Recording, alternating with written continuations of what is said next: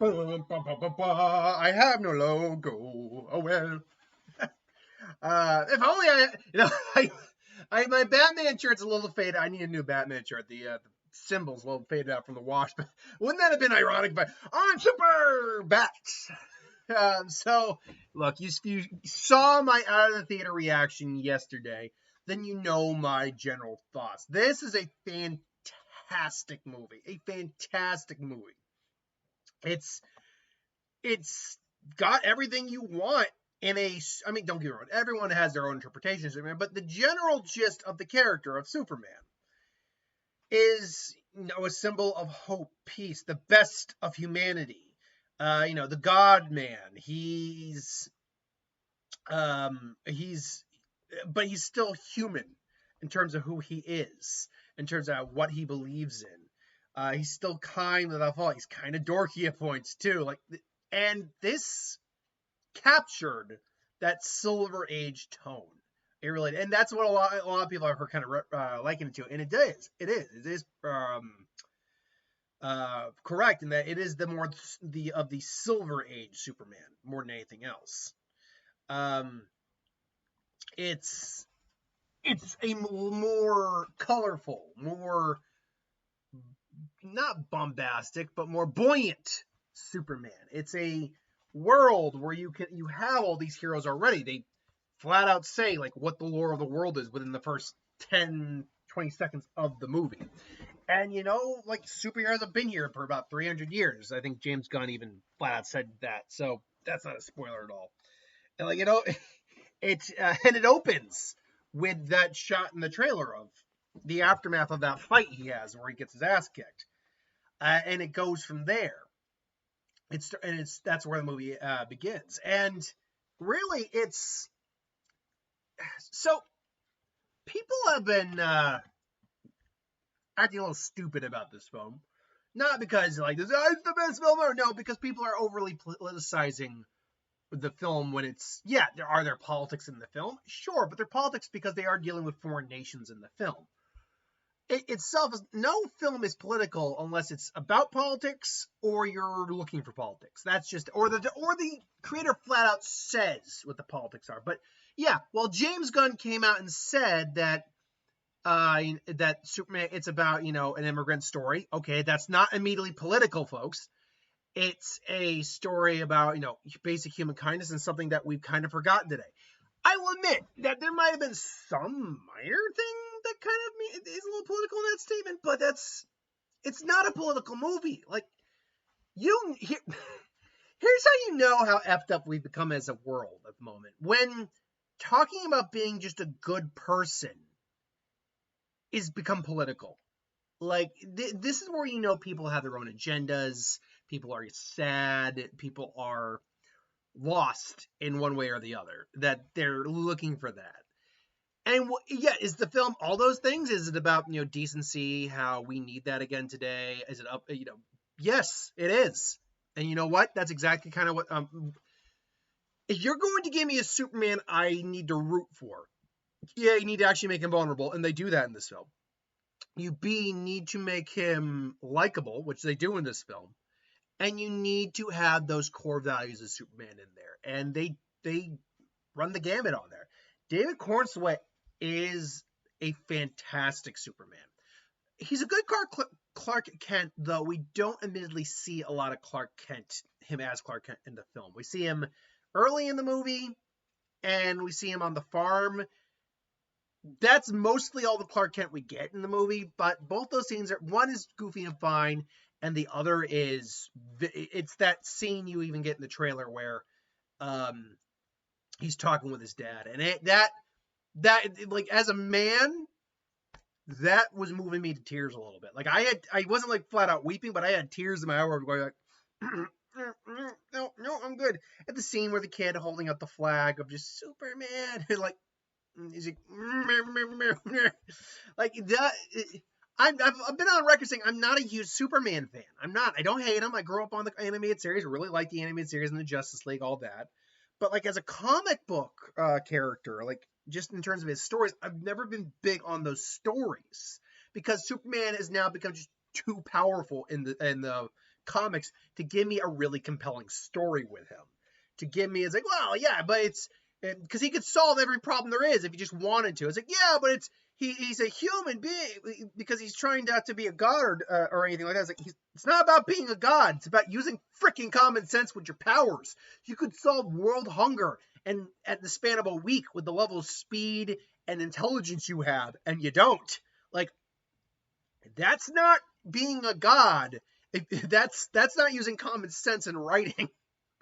But regardless, it's still well, I say a week. It would take long. If I'm talking about like growing crops, all that, it would take a lot longer to do so. But you get my point. Set everything up. He could do it in no time if he wanted to. Anyway, but what they give us here is still the human side of Superman, but also they don't. While he is the strongest hero on Earth, by all accounts, he's not infallible. He can still take his licks and get hurt. He is still vulnerable, and he's still got people that he cares about that can be that could be injured. And I really appreciate that with him. Again, that scene with him and Pa got me right there. But the scene you see in the trailer where him and Lois are there's this fight going on in the back, and they're just having this conversation. Like, I've heard some people say that was a little out of character because this is a Superman who will try to save everyone, including a squirrel. But honestly, with everything he had gone through up until that point, he's kind of at his near lowest point. So I actually think that scene, and he also says, no, the other hero's guy, it's fine, it's just a dimensional imp. I think it actually kind of fit where he really does. What's the best way to put it? I think it worked in that scene. Like, this is Superman personally at his lowest point. And I mean, beyond that, he doesn't work unless his chemistry with everyone else doesn't work. And Lois Lane, I don't remember the actress name, but that's Lois Lane right there. Spunky, she's abrasive. She is very much the opposite of Clark in many ways. The whole interview scene with him, it's like a 12-minute scene, they said, and it is. You know you got a good superhero movie going when the non-superhero relationships are just like you're eating up what you're watching. That interview is really good, engaging, really fun, and really telling about their characters. So I really did appreciate that about them. Lex Luthor, I've heard of at least one person say he's too over the top. This isn't Lex, he's too shouty, all that. Well, I mean, yes, Lex does have a cool business mind, but if you've actually read a comic, he also gets extremely screamy and ragey at Superman specifically. Like, he really doesn't like Superman at all. So it's one of those things where, yeah, Lex doesn't normally shout and scream like a maniac, but I mean, I buy, and there's plenty of moments where he's manipulative, he's more cool-headed, level-headed. And my God, is Nicholas Hoult giving it 1,000%, because man, he goes from doing some funny stuff to being even charming to being straight out evil. Like, I'm not gonna say what it is. All I'll say is the scene. You see the shot in the first trailer. He's got a revolver. I'm just gonna say that scene. You're like, holy shit! Like, yeah, he is evil. So yeah, he's great. Mom and Pa are great. The Justice Gang, as I said, that's not her name. Well, I'm the leader, so I get to choose the name. God, man, I love Guy Gardner's great. Like, Nathan Fillion is just a joy all the time. It's like, that haircut should be against the vows. That what should be against what? About 300 some odd women disagree with him. Like, he's having a good time, man. Oh man, I love Nathan Fillion. And I had to explain to my girlfriend, Guy Gardner is that, because you have like 4 core lanterns from Earth. You have the OG Hal Jordan, like one of the greatest lanterns ever. John Stewart, who was one of my favorites growing up because of the Justice League show. You have Kyle Rayner, who's arguably the strongest because he became a White Lantern. And then you got Guy Gardner. Guy Gardner is the guy where the Guardians of Oa need a lantern, and on the Earth Lantern's like, well, can get Hal's. Like, Hal's not available right now. John's stuck in a pocket dimension. Well, Kyle's a White Lantern right now. But wait, we got Guy. Oh. Nathan Fillion apparently described it too as like, you want some dirty work done by the Green Lanterns, you call Guy. Hawkgirl, she's not in it as much. Like, she's among everyone, even like the Justice Gang, she's got the least amount of like screen time. She's got the least amount of presence, but that's by no means a bad thing. I'm sure we'll definitely meet more of her as we go into this universe. We're gonna see her in Peacemaker season 2, along with Guy, and Maxwell Lord, who we get one scene with, in the movie. But she's still got some great moments. She's got a great moment near the end too, where it's like, yeah. But man, I heard a lot of people say Mr. Terrific is like kind of steals the show. And yeah, he kind of does. Mr. Terrific kind of steals the movie every time he's on screen. He has an action sequence all by himself where it's just like, yeah, no, you don't mess with the smart guy. He's got some great one-liners too. Not just that, yo, it's like, quit messing around. We got work to do. No, I'm not messing around. I'm doing important stuff here. He's got some lines like that. But you brought the dog, man? It's like, can you stop it? Can I stop it? It's in context. You have to see it to believe it. I love seeing Metamorphose, by the way, on screen. He was I like the fact too, he's a regular guy, but because that's kind of what it is. He was a regular guy who got powers. And when you really see what he's capable of doing and just what he does, like, it's, my girlfriend's just like, what am I looking at? But he's really cool. I like him.